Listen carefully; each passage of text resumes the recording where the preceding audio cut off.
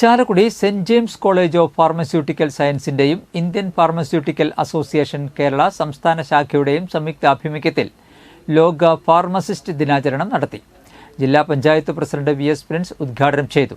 Saint James ആശുപത്രി medical academy director father doctor Anto Alappadan അധ്യക്ഷത വഹിച്ചു. Principal doctor K. Krishnakumar, justice Mary മുഖ്യാതിഥിയായിരുന്നു. Doctor T. K. Hridik, M. P. George, T. P. Balakrishnan, C. K. Alexander എന്നിവർ സംസാരിച്ചു.